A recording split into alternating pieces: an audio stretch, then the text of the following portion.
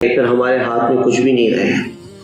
میں اپنے بیٹے کو کسی ایسے کام میں کیوں نہ لگاؤں کہ اس کا اجر و ثواب، اس کا بدلہ مجھے قیامت تک ملتا رہے۔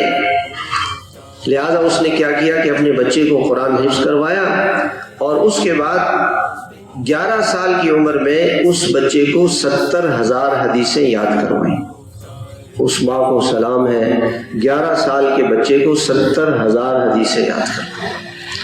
اس کے بعد پھر جب اس بچے کی عمر 16 سال ہوئی تو یہ عورت اپنے بچے کو لے کے نکلی ازبکستان سے کرغزستان، وہاں سے تاجکستان، وہاں سے افغانستان، پاکستان، ایران سے عراق، ترکی، شام، اردن، اور اردن سے تبوک، وہاں سے خیبر، وہاں سے مدینہ، اور وہاں سے مکہ مکرمہ۔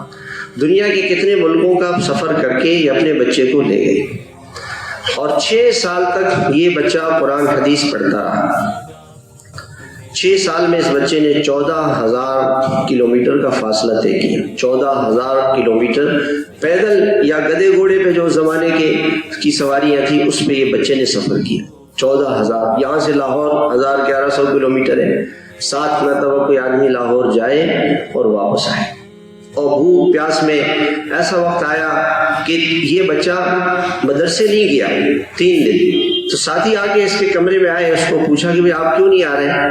کہ میرے پاس ایک جوڑا کپڑا ہے، ماں دے جو پیسے ماں سے لے آئے تھے وہ تو بہت پہلے ختم ہو گئے، تو کئی دن تک میں فاقہ کرتا رہا، جب فاقہ زیادہ ہوا تو میں نے وہ کپڑے اتار کے بیچ دیے، اس پہ کھانا کھایا ہے، میرے پاس کپڑے ہی نہیں ہے، تو میں باہر کیسے آ جاؤں، میں باہر کیسے آؤں؟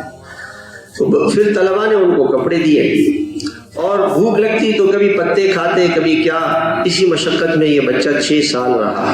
6 سال کے بعد آپ کو پتہ ہے جب یہ بچہ واپس آیا ہے، یہ کون ہے؟ یہ حضرت امام بخاری ہے، یہ حضرت امام بخاری ہے۔